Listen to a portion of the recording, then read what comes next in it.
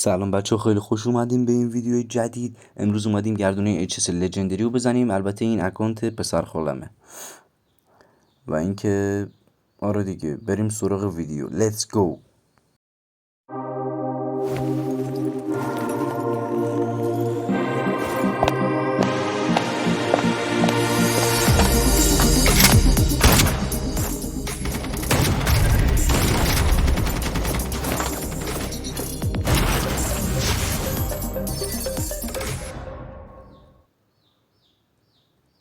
خب گردونه رو آورد بالا بالاخره. این تیزرش هم که دیدیم و خیلی گردونه گادیه. من خیلی اینو دوست دارم. HS دیگه قبلا هم یه 4-5 باری زده شده. 1 2 3 4 5 آره 5 بار زده شده، فقط 5 بارش مونده.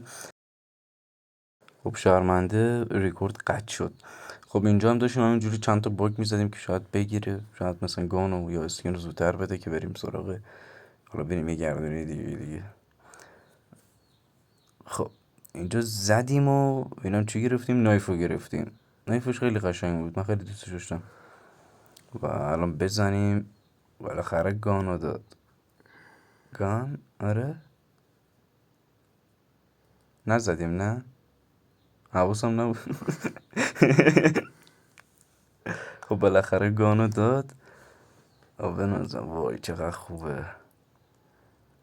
امیدوارم که همتون یه روزی بگیرینش و نهایت استفاده رو ببرید و اشغال کنید دیگه.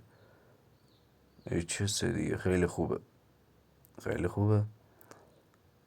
و اینم از اسکین دیگه. خیلی اسکینش هم اسکین گادیه، گاد.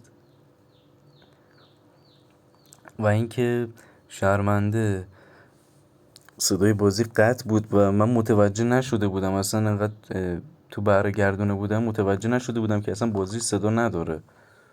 و ببخشید دیگه، این حواسم نبود که چیز بشه دیگه. آره سکینش هم گرفتیم. چیزی نمیخواد نشون بده الان. آره داد دیگه، اسکینش هم داد. یه عکس هم از اینجا بگیریم و دمتون گرم دیگه تا اینجای ویدیو حمایت کردین. خیلی ممنونم از حمایتاتون. تا دیداری بعد، خداحافظ.